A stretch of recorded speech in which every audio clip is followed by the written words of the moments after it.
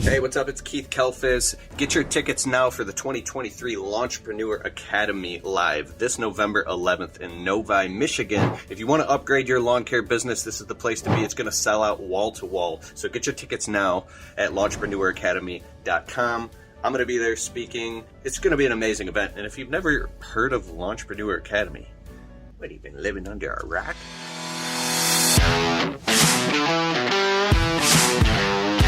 You're now listening to the Fullerton Unfiltered podcast. Straightforward, no nonsense business advice. Completely unfiltered. Grow your business. Grow your life. Now, here's your host, Brian Fullerton. Hey, what's going on, guys? Welcome to another episode of the Fullerton Unfiltered podcast. It is your host, Brian Fullerton here, hanging with you guys, and good morning. Folks, we are jumping right on into it here. We're not going to waste any time. Joining all the way from beautiful, sunny Florida, Rickey Rodriguez. What's going on, brother? How are we doing this morning? Nothing, man. Nothing much, man. Living the dream. Living the dream, bro. We're like catching up, getting to talk a little bit before we hit record. I'm like, stop. I'm like, I gotta hit record and get the fun banter on, dude, because we've been talking trash about Jeremiah. We've been talking about. I'll never get that interview now. No. Well, just kidding, Jeremiah. We love you. We were laughing how our podcast episode the other day was just all over the place. And then we were talking about Jonathan with Florida Turf Pros, and you want to go link up with him, and you're asking where he's at. And I said, dude, he is in the sticks of so I don't even know where Florida, but dude, he was 2 hours west of Destin, Florida. And I'm realizing like not all Florida is the same. Like Tampa is very different than Destin. Miami is very different than Tampa. You know what I mean? Jackson's very different, right? So it's like it's wild. Florida's like Texas, man. It's 5-6 different regions or culture. You know, it's wild down there. But where are you at down in Florida, brother? I'm over here in Longwood, Florida, and so I guess you could say I'm about 30 minutes from Disney World. Right? Oh, okay. Well, that's not too far. That's actually pretty cool. It's an easy trip for sure. Do you guys get the passes, or you guys get to go once in a while, or hopefully take up that offer once a year at least to go to Florida, to Disney? I mean, maybe when I get the YouTube millions, right? Yeah. No, so no. So every now and then, I like to let the kids choose. You know, like for example, right when we come back from Equip, the kids wanted to go to Legoland, and so I'm going to be doing Equip by myself. I'm going to be gone for a week, and so what better way to make the wife and the kids happy than to take them to Legoland? You got it. That's what we're gonna do. Trade and compromise, man. I get it. Is Legoland like that huge store outside of Disney, like in that Disney park, or do they have? Or, I don't even know what Legoland is, but is it its own thing now? I don't even know. It's funny. I'm closer to you, and I have no idea. Oh, no. Okay. So I think it is like a theme park type deal. I know my wife went on a field trip with our second daughter. Okay. And they had a bunch of fun, and apparently there's a bunch of stuff that goes on and whatnot. And so, to be honest, I know nothing about it. So like, my buddy a long time ago, I went down there, maybe 7-8 years ago, down to the outside park. I don't know what it was, man. We went somewhere, bro. I don't know if it's like Universal, like the waterfront or something. There's some Lego huge store, and there's a bunch of things that you could play with in a tour and all this mess. But I'm wondering now, is that like you know, like Star Wars inside Disney or something, kind of a Lego thing? I don't know. Like I like to go check that out, man. Because like Dan from Tools in Action, I don't know if you follow him on Instagram. He's got hundreds of sets of Lego stuff, and I've been to his house. Yeah, I've been to his house. He's got Tools in Action on Instagram and website. Like, dude's like making money like the Treasury Department, like #1 tool review, everything. And but he's got all these like baller Lego kits. He's like, that one's $500, this one's $200, that one's $300. And I'm like, for kits of Legos, like what am I missing? And then he's got these like erector cranes, you know, and all this stuff. And I'm like, I'm like, dude, that's so cool. He's like, oh man, that was a challenging one to build. And I'm like, he's just a big kid, dude. I'm like, you know, I aspire to get to that level one day, but right. It's a beautiful area though. I need to get back down to Florida. I was talking to somebody just a minute ago for a coaching call, and we're bidding on some commercial facilities, which was pretty cool. So that was a fun podcast episode, and so Florida apparently is on the agenda for today, man. But let's kick it back to you, man, because we were laughing so hard. I said, dude, we got to get this on.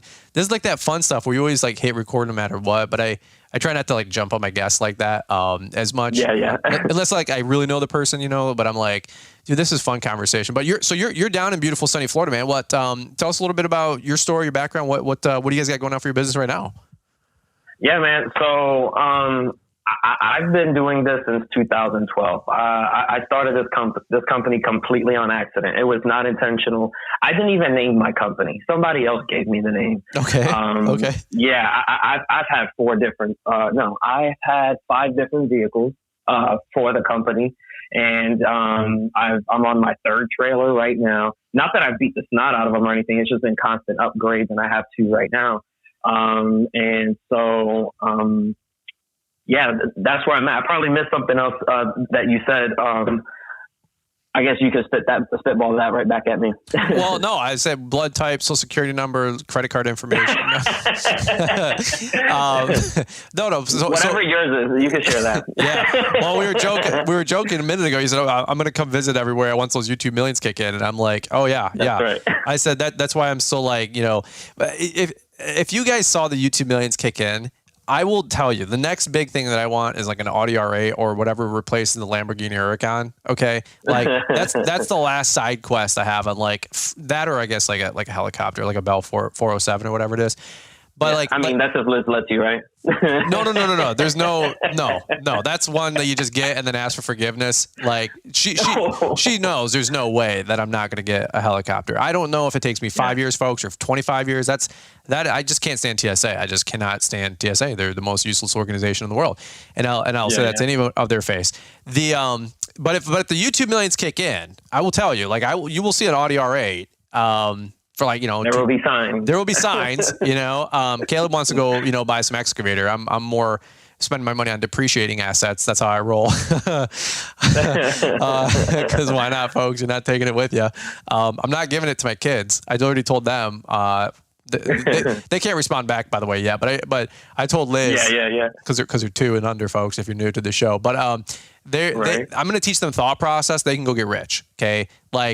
Nobody taught. Same here. That's what I'm doing. Yeah. Nobody gave me a thing. We've got a little bit more lately, but I'm like, nobody gave me anything. So I'll give them thought process and then they can go get rich. But I heard Dan Martell say, he's like, no, mommy and daddy are rich. You're just our kids. Okay. If you want money, go get yours. So anyway, that being said, I would probably blow mine on an old Alpha H1 Hummer or an Audi R8. But if I get the Hummer or I get the R8, folks, and I bring it to Equip, or you come to LAL, you're more than welcome to take it out, go do donuts, and go through a set of tires with me on the weekend. Okay, if the YouTube, are you still offering rides in the Tesla? Because I remember you talking about that a while back. You come up to LAL, I'll give you a ride in the Tesla. In fact, I don't know if it was last year or 2 years ago, I gave Dylan Stevenson my keys. I didn't even see the car for a couple hours. I literally couldn't care less. Just some stupid car, it's insured. What? Go hit something. What do I care? Whatever. It's just a car, folks. So if people it's materialism or about them. I'm like, dude, whatever. It's a car. So if you come up to LAL and we got the Tesla around, take it out for a spin. I don't care. Just be safe. Don't be an idiot. But drive it as if it's like your pastor's car. Okay. Please don't be an idiot in the $100,000 car. Okay. Oh man. For some of you guys that also a little bit of context, because this is what you have to do, Ricky. If not, you sound like some pretentious douche tuber. But folks, I spent 5.5-6 years saving all the YouTube millions that I did make, and then we ended up buying the dream car that I always wanted, which was a white Tesla Model X. So we picked that up 18 months ago, 2 years ago, whatever it was, right during COVID. So very, very grateful that we did pick that up. But hey, you guys take your side hustle money and you guys go do whatever you want to do. I just wanted to buy my dream car, which was a Tesla. Since then, we've gotten a little bit smarter and wiser with the money, putting it into the home and some other investments on the side. But at the end of the day, whatever, never a dull moment. But dude, who cares about the Tesla? Who cares? I don't even know how we got on that, but no, it was my bad because you asked me a question. I sent it back to you, and so that was my fault. No, all good. So you're cutting grass, you're doing landscape. So wait, you said you've been doing this since 2012, and you accidentally started the business. So quantify that for me. What were you doing at the time? What got you into lawn care? Installing traditional snow stakes is time-consuming, expensive, and downright dangerous. Traditional fiberglass stakes cost as much as double, take twice as long to install, not to mention fiberglass splinters. That's where Plow-Rite marking stakes come in. Our patented installation tool and carrying pack makes snow stake installation a breeze, installing up to 450 stakes an hour. Want the fastest and best snow stake system on the market? Look no further than Plow-Rite marking stakes. Our stakes are made of hollow polypropylene, which will not crack, break, or splinter like traditional fiberglass stakes. 3 size options, 26, 36, and 46 inches, and 5 standard colors, orange, green, blue, red, and hot pink. Want more visibility than our standard stakes? Look no further than our reflective stakes, which sport a 2-inch 3M reflective band that is the highest grade reflective material ever put on a snow stake. Truly let your stakes be seen. Visit plow-rite.com and order yours today. And make sure to use Brian's 10 to save 10% at checkout. The link is in the podcast description. And best of all, everything is 100% made in the USA. Yeah, you know what? So what I'm doing, I'm scrolling back to see the story that I had texted you, right, to help me have some cliff notes here. Yeah. And so, and I'm just going to go on ahead and just ramble off the brain, and you know, the history. You jump in and you say, "Hey, Rick, let's back that up." So I got you. What had happened was, as they say, right? What had happened was, you know, I had got laid off from my job, and so my wife and I, we were with our first kid with another one on the way, and she was going to school to become a medical assistant, and she wasn't bringing any money in because I got laid off. You know, we didn't have a place to live. Okay. You know, after some time, we ended up getting evicted from our apartment. We had to move in with the good old in-laws, you know, again, right? Because that's actually how it started out. And so we moved back in with her parents, and I was being the lazy bum that I was. This might ring a bell a little bit as you read through that when I sent it to you. I was being a bum. I was over here playing Call of Duty, you know, on the PS3, you know, living the good old dream, right? I was just being a flat-out bum, picking up whatever side jobs I could get here and there, collecting unemployment. And, you know, I never wanted to work at a fast food joint or anywhere, right? Because I always thought it was beneath me, bottom of the barrel. Didn't want people to see me there, right, and look like a loser. Okay. So I never wanted to take a job like that. And so, you know, after a few months of being cooped up in my in-laws' household, my wife is over here pregnant with our second child going to school. I said, you know what, man, I'm just going to go on ahead and hop on this bike that I see in the garage. It happened to be my sister-in-law's that she never used. And so I hopped on that bike. I found the mower sitting in there. I started knocking on everyone's door. And I said, "Hey, $10. I'll cut your grass right now." Wow. And so, oh yeah. And I was a lot more slick with it, right? You know, I had to finesse it. "Hey, I'm just in the neighborhood here, and I see your lawn is overgrown. I would like to cut it for you for $10. Okay. And you could imagine people jumped on that very quickly. Especially the people with the overgrown lawns, the lawns that we say no to now, right? Yeah, right. And, you know, we say yes every now and then to do a little thing to be nice to people, right? A little charity for the week or for the month or for the year, or to make a nice Motal grass video. Right? I guess. And so, yeah, right. Yeah, right. But we don't do that, right? And so anyhow, you know, I mowed quite a few lawns, and about 2 weeks later, I had 11 people call me back. Wow. And when that had happened, I realized, okay, something's going on here. And it was at that moment I knew I had something, and I just carried it out. And it's funny because before that, right, I'm going to jump before that. I was a part of one of those nice pyramid schemes called, I don't even know if I should say the name, right? Because they're not a sponsor. But anyhow, I was a part of one of those pyramid schemes. and so they, you know, I had a bunch of those cards, and I would just write Rickey's Lawn Service on the back side. Oh, okay. And I would just hand it to them. Yeah. So my contact information was already on it. No, and nice. So I was just going around handing that out, promoting some coffee, you know, pyramid scheme thing. Okay. Just to make business. Okay. And, you know, I had to do what I had to do to get the ball rolling, you know? Hey, well, you need, you know, cutting a coffee, you know, we got you, man. You can make the delivery, you know? Right. Yeah. That's a whole nother conversation for a whole nother time. But so the lawn service with the $10 cuts, and you're like, hey, light bulb went off, right? So yep. Were you like, hey, I should make a business of this? Or were you like, hey, did that like transform a couple years later when you like decided to go for it and like get more legit? Or like did you think that this could like pay the bills? Because your wife was she in school? You were saying, I think, right? Or yeah, she was in school to become a medical assistant. That's right. Okay. And so what was it like then? You were like, hey, this could like pay the bills, take some pressure off. I need to make something happen here. Like give me 2012 to like 2016. Like, what was that 4 or 5 year window like?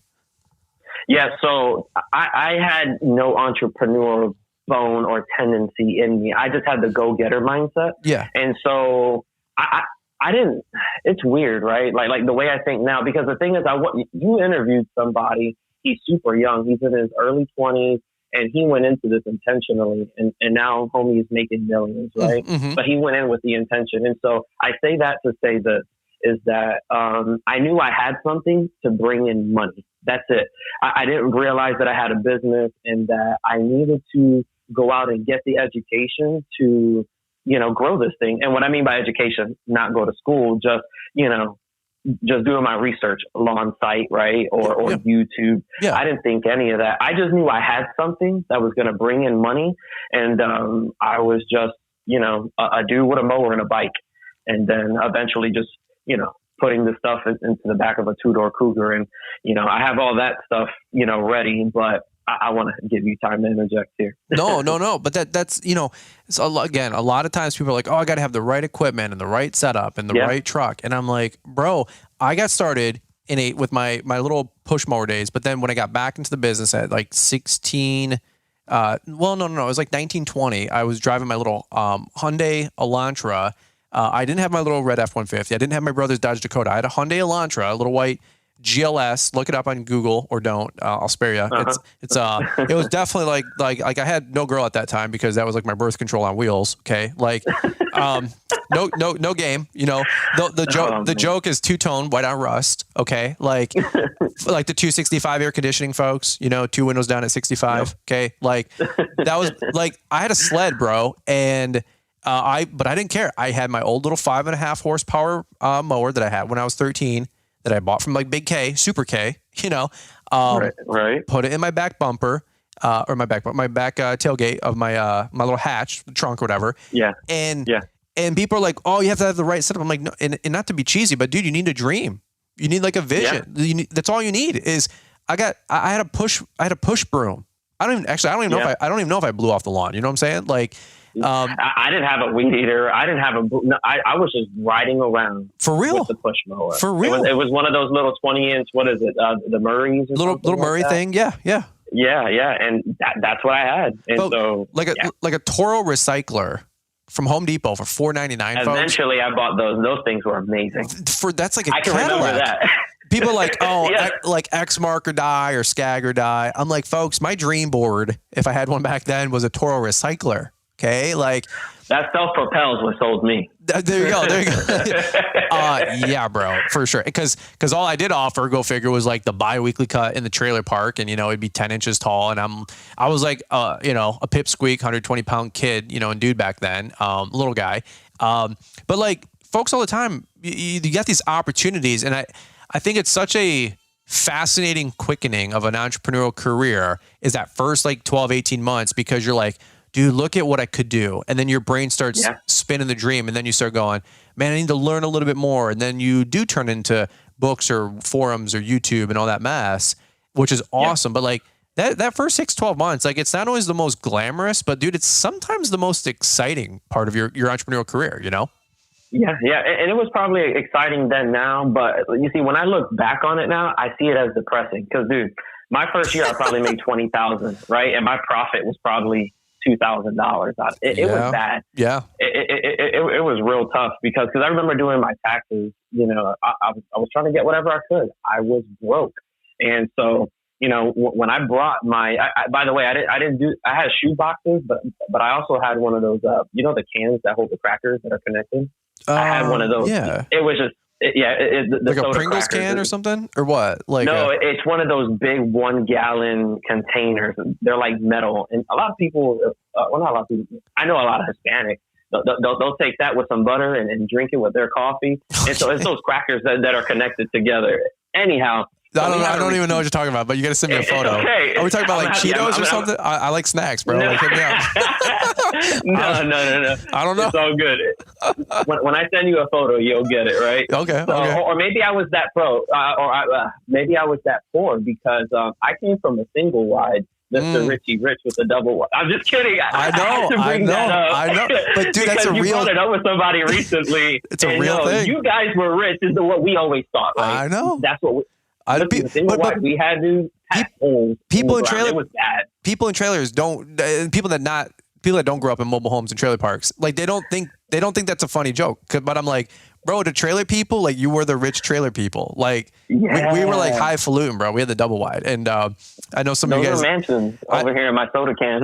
Dude, we had like the stone over the fireplace, the mantle. Like, dude, we were big time. We were big time. Like at stone. That's Rickey Rich, man. Yeah, they're for real. My mom's trailer park. I'll swear to God, I'll take a photo and put it on IG. There's a trailer that not only was a double wide, it had a stone veneer on the outside. Okay, like at the entrance. Yeah. And my mom was like, man, sorry kids, like we're losers. This is the best I can get. We're not living in that one with stone. And and dude, like your worldview, folks, this trailer was like $40,000 probably. You know what I'm saying? Like for everything, all in. And I'm like, God, like today, $40,000, you can't even, the X-Mark, I can't even say what mower's coming out is $40,000. You know what I'm saying? And it's just like, I just bought the new Vertex and Staris, man.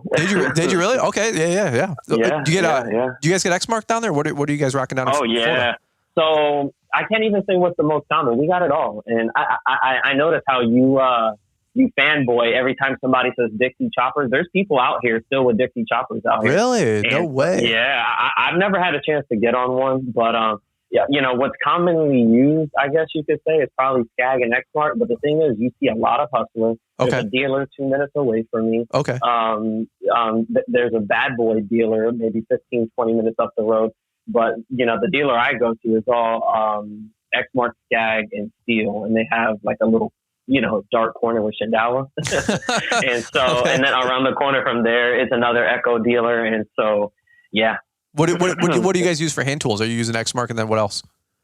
Echo all day. Okay. Day one. Yeah. That's awesome. Yeah.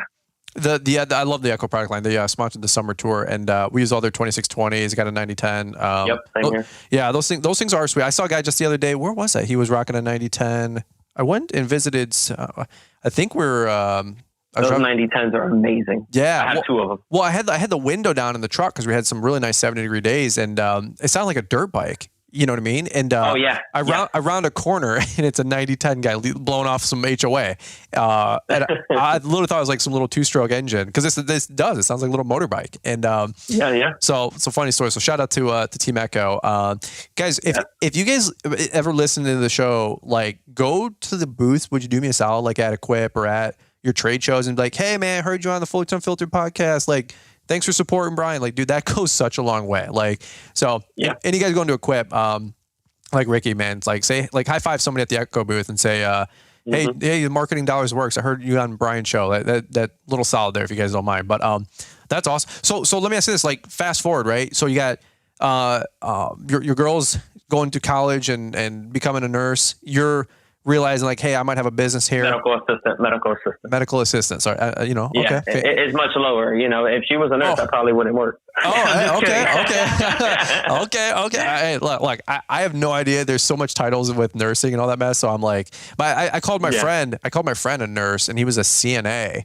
And he's like, no, dude. He's like, I wipe people's butts. I'm like, dude, whatever. Okay. Yeah. I'm like, what do I know? But so then she's in school and you're doing the deal. When did you decide like, hey, this could be a real company? Because I mean, you've been doing this now for what, 11 years? So yeah, I had 11 years, August 3rd. Dude, that's awesome, man. Congrats, for real. Like, not only did you make it 10 years, but you're even beating the odds even more by going to 11. What's the company look like today? Like, what have you done the last couple years to really solidify it? You said it was a kind of a side hustle and like a light bulb went off, but now you said it's more of like a business. So what's the differentiator to you?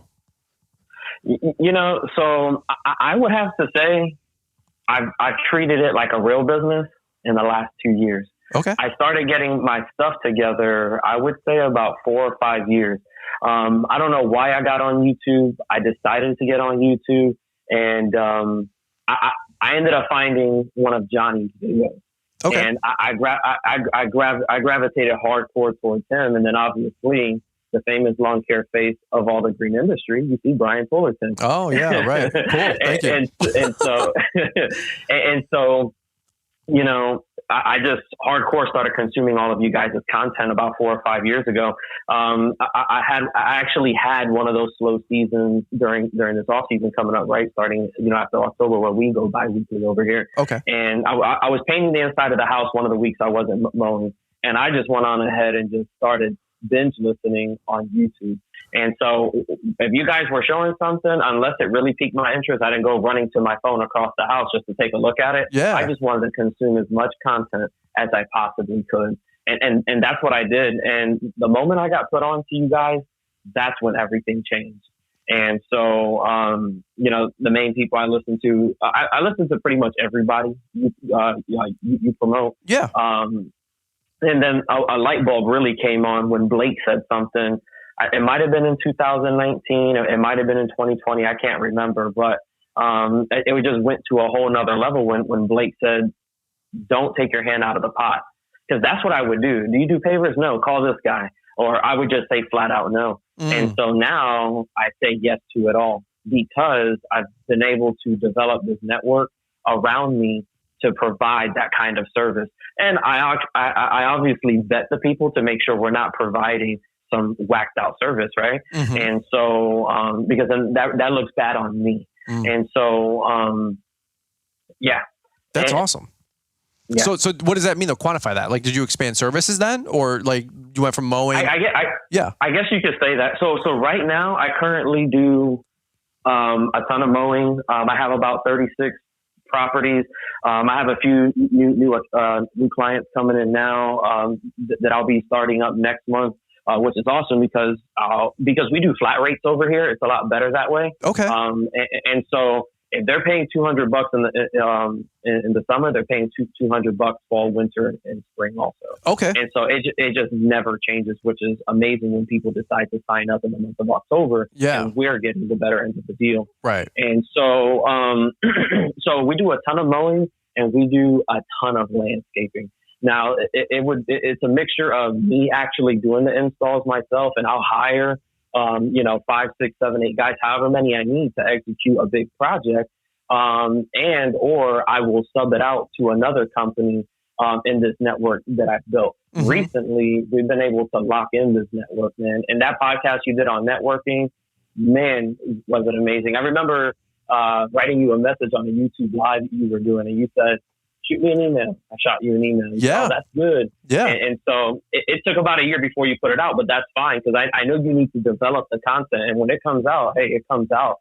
And so I got a lot more to share on that, but I don't want to derail too much. So, yes, so I do about, 36, 37, 38 properties every week right now because we're still on weekly mowing. I have 36, 37 properties somewhere right now. And we just do a ton of landscaping. That's what we do. Okay.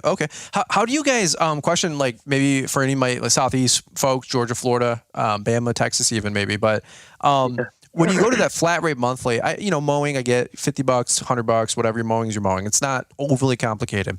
But for Florida and Georgia, you guys seem to have just your landscaping. It's got to get constantly pruned.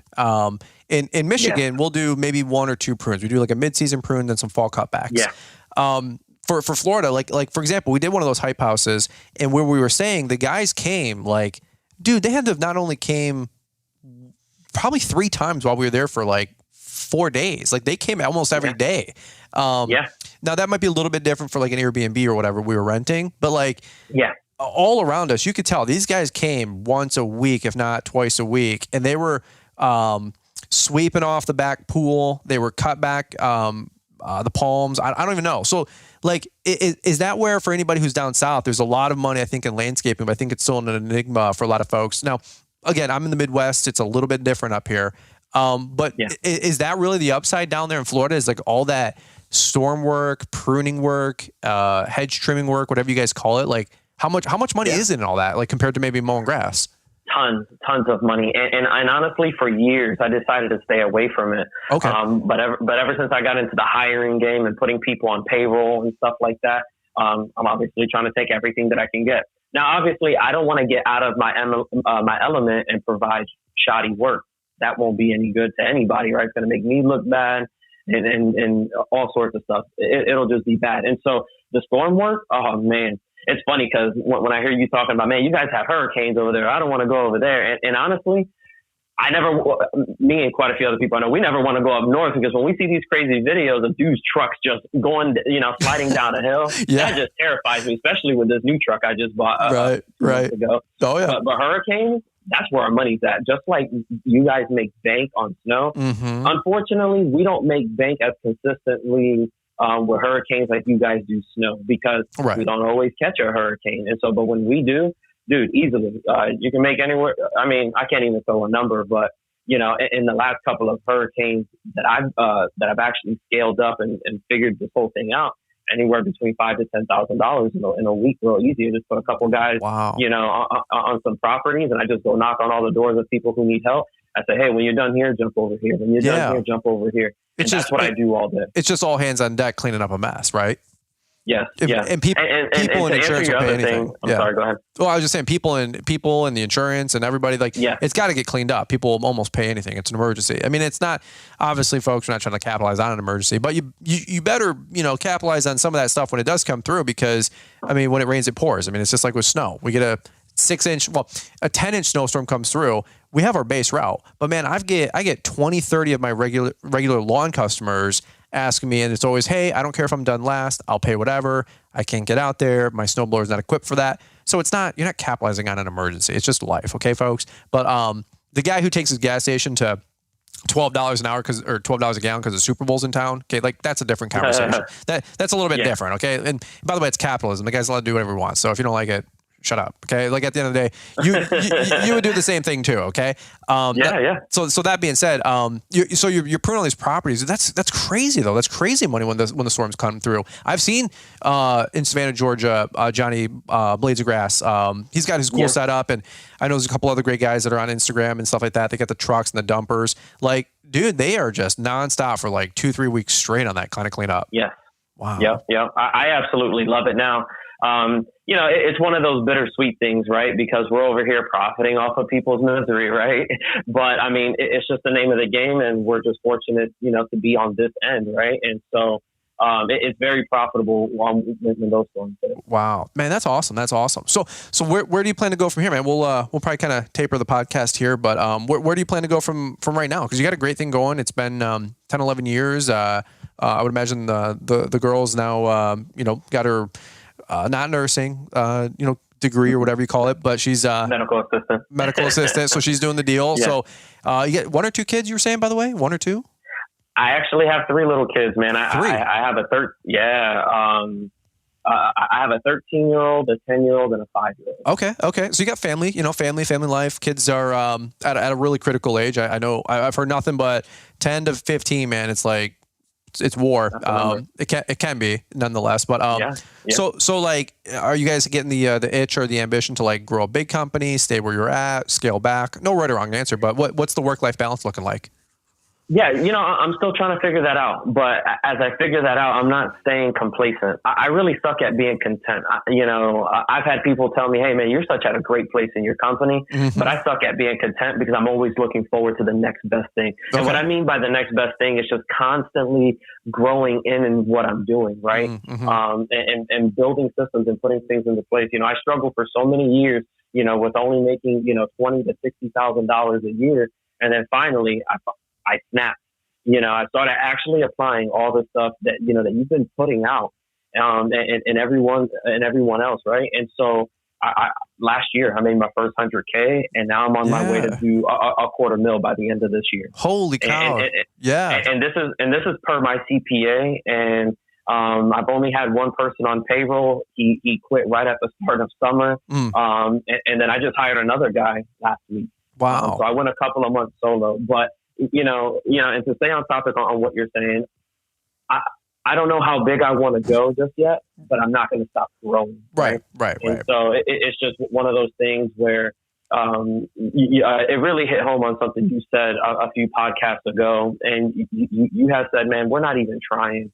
And I feel the same way that I just started trying about a year or two ago. Yeah. And I'm on the up and up. I think it's great to be, I guess you could say, sort of solo and make about $250,000 a year. It feels really, really good. That's incredible, dude. That's serious. It's for real. Like that's like all I think about when it comes to the money is the options and the choices that makes available for you, your wife, and your kids. Like that's incredible. Like, the kids can go to better schools or they can have nicer clothes. Yeah. And it's not always material, folks, because you can buy better memories by taking them out on a cruise or a vacation home or go Airbnb out west or something, you know, like you're in Florida, you guys don't see mountains, you know, like we're in the Midwest, our mountains for skiing are landfills. Like, for real, I literally, we have those. That is as close to mountains as we get over here too, and it's just all dirt. Oh, dude, it's so brutal. Like literally, I swear to gosh, folks. A couple years ago, we went to Park City, Utah. We rented a limo taxi. It's just like an Escalade car. They call it like a car service. Nothing limo about it. That's just what they call it, a car service. So we hired this limo service. It's like $200 to take you to your stupid resort an hour up the mountain. And I told that to the guy. He's a super cool dude. I'm like, dude, do you ever drive any celebrities? You know, like pretending like I'm a YouTuber, like big deal, but I'm not, obviously. And he goes, oh yeah, tons every day, literally every day. He goes, Brad Pitt, this guy, Tom Cruise. He goes, everybody. And I'm like, yeah, I'm just gonna shut up. I'm a loser. I'm a nobody. So like, but it was funny. I was like, yeah, dude, our mountains back at home are landfills, and then we, you know, the north face, the backside, or whatever, is like all ice and a drop off, and you die.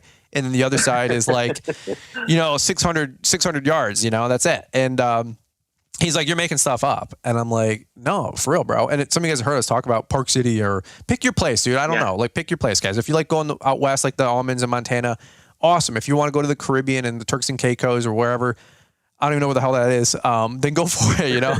But like, more money just gives you opportunities and choices, and they create memories. And maybe you do want a nicer watch or a nicer car or a truck that starts, for crying out loud. Like, we've all been there, dude. So like, that makes me so like happy to hear that the content is helping guys like you and so many, hopefully other guys listening in, like just to see what you've done in the last couple of years, bro, like really getting intentional. I gotta respectfully cut you off, Brian. Yeah. If people are not getting the value in the content you're putting out, it's on them. Because dude, you are giving the farm. I mean, you are just dishing out all the content. If people can't get it, it's on them. There is nothing you're doing wrong. I'm going to say this even more respectfully. Hopefully this doesn't get edited out, right? Yeah. But dude, stop worrying about, you know, you selling. Dude, sell. I don't care, man. Like you provided so much value, and I'm where I'm at in my life because of you. And like I said a minute ago, I don't even feel like I'm trying yet. I haven't even scratched the ceiling of where I want to go yet, because I keep raising the ceiling. Every time I feel like I'm close, I'm just raising it. And this is because of the content that you're putting out. And I'm so grateful, you know, on everything that you've done, man. I'm sure you've done a lot more than what I've been able to see or hear on the podcast and everything that you've ever shared with us. I know we don't get to see it all, but dude, it's been enough for me, you know, that it's enough. I'll say that. I'll give you back the floor because I know you got to button this up here any second now. But that's humbling. Thank you, man. If there's no value, it's on them. It's not on you, Brian, because you give it all, and I'm super grateful. I wouldn't be where I'm at without you, man. Dude, I'm so grateful to hear that, man. Like, that's super humbling. Like, and I know most of you guys listening to the show feel. I believe I gotta believe feel the same way. I mean, the number show, they're using the codes show, the whatever show. Like, I always tell people, like, so people are like, well, how do you sell more codes or get more redemptions or get more people to show up to things? I'm like, I said, I always lead with like value and trying to help people's lives first, and then people reciprocate later. But I think in this day and age of people wanting to be influencers or sell stuff or have a code, I'm like, dude, you're forgetting the first like rule of all this is like, why are we even doing this, man? Like, it's to help people. And I said, like, I'm just getting addicted to helping people. And along the way, even if you did it for the money, so what, man? You're putting so much blood, sweat, and tears to get those deals. I mean, forget about that, Brian. You're working. That's it. That's the way I look at it. Thanks, You're bro. working. Well, the hustlers get it. You know what I mean? That's it. Jay-Z said that. He goes, he said, like, all the haters criticize, but all the people in the hood, like, you holler, whatever it was, you know? So I'm like, all my hustlers, like, appreciate the hustle. Like we're all in it together, you know, but the haters, whatever, man, they're not paying my bills anyway. And, why hate? So it's not for them. Yeah, like why hate anyway, dude? You think you're gonna stop me or Ricky or you guys listening in from winning? Like you could have been an ally. Instead, you decided to be a hater. You're not gonna get a ride in the car. You're not gonna get an invite on somebody's PJ. Like what you know what I mean? Like when I go down to Florida, I go hang out with Ricky and he's got a speedboat out in the harbor. Like, bro, we're gonna go hang out. We're gonna go enjoy our time together with our families. Like, you know, so. Dude, you get me all fired up, bro. I'm like leaning up for it now. I'm like perking up, man. I'm about to go punch a hater, you know? So anyway, but hey, let's do this really quick though, because I do got to taper the show for real. Because actually I'm going to get on Caleb Brady Allman's podcast. I'm super honored and excited about that. We're going to talk snow. So a little opposite of Florida and everything, all the beautifulness that you guys got going on down there. But a quick little other thing. By the way, your snow stuff. Like you drop so many, I listen to it. I don't skip those episodes. You drop so many nuggets that I can still apply over here. Yeah. Obviously, you know, just not snow. Yeah. So the content is amazing. I haven't skipped a single episode. Well, thanks, I'll get man. it back to you. Sorry. Heck, no, dude. I if you guys live in Florida, by the way, hit me up because I'd love to get some more Florida guys on. Because I do struggle, admittedly, when I do a coaching call with somebody down there, like talking about pruning, bidding, or pricing, and how you guys look at some of your flat rate contracts. So maybe Ricky, maybe we can even circle back to another podcast, like talking X's and O's for bidding for Florida market. That would be amazing. Yeah, because like yourself and my friend Paul Capote with the Miami Landscaper and Christian down there and a bunch of, I mean, dozens of other great buddies that I got down that way. I just don't think there's enough. Two things, and I'll say this with all love. One, there's not enough info out there. But number two, my friends down in Florida are just not valuing their worth enough yet. And also to my Hispanic crowd down there, like some of them, they just don't know better. But number two, they just keep giving it away. And I keep saying, like, dude, come up to Michigan. People will pay a triple with what you guys are doing down there. I just don't get it. I just, maybe it's like a supply and demand thing, but dude, that talent is so recognized by all these big companies where I live. Those guys make good money, bro. Like, so everybody raise your rates, charge more, tell your next friend, dude, charge more. Here's what I'm getting. What are you getting? And like encourage each other to raise those rates, man. Cause we're especially down in Florida, man, you guys get that heat and the humidity. Like don't give it away, man. So, hey, where can people find you, man? And we'll button it up. For sure, man. So you can find me at Rickey's Pro Lawn Service on Instagram, and then you can find me on TikTok. I need to get better at that, but RPLSFL. And I'm on Facebook. I have a personal page, Rickey J. Rodriguez, and then my business page. If you just want to give it an extra follow to help the algorithm, that'll be great. Yeah. I don't really do a lot of business communication there. That's just for my customers and clients. Dude, you're awesome. Just to be up to date. You're awesome, bro. Like the energy you bring, dude, is like second to none. I can tell why your life is growing, your family's growing. Like, dude, I highly respect what you got going on, bro. So thank you for taking time to pour into our audience today, man. And that's all I got, brother. Awesome. Thanks, man. I appreciate you, Brian. Cool. All right, man. Well, hey, guys, that's what we're buttoning up right here. Thanks so much for listening, guys, to the podcast. It drops Monday, Wednesday, Friday. Trying to bring you guys some energy, bring you guys some motivation today, and go out there, man. Be better than you were yesterday. Keep the hammer down. Keep growing. Hope to see you guys at Equip Expo. Hope to see you guys at LAL. Get those tickets, man. Get it locked in, and we'll catch up with you guys before you know it. All right. Over and out from beautiful Michigan, hanging out with beautiful Florida today, and look forward to catching up with you guys here on the next one. Installing traditional snow stakes is time-consuming, expensive, and downright dangerous. Traditional fiberglass stakes cost as much as double, take twice as long to install, not to mention fiberglass splinters. That's where Plow-Right marking stakes come in. Our patented installation tool and carrying pack makes snow stake installation a breeze, installing up to 450 stakes an hour. Want the fastest and best snow stake system on the market? Look no further than Plow-Right marking stakes. Our stakes are made of hollow polypropylene, which will not crack, break, or splinter like traditional fiberglass stakes. 3 size options, 26, 36, and 46 inches, and 5 standard colors, orange, green, blue, red, and hot pink. Want more visibility than our standard stakes? Look no further than our reflective stakes, which sport a 2-inch 3M reflective band that is the highest grade reflective material ever put on a snow stake. Truly let your stakes be seen. Visit plow-right.com and order yours today. And make sure to use Brian's 10 to save 10% at checkout. The link is in the podcast description.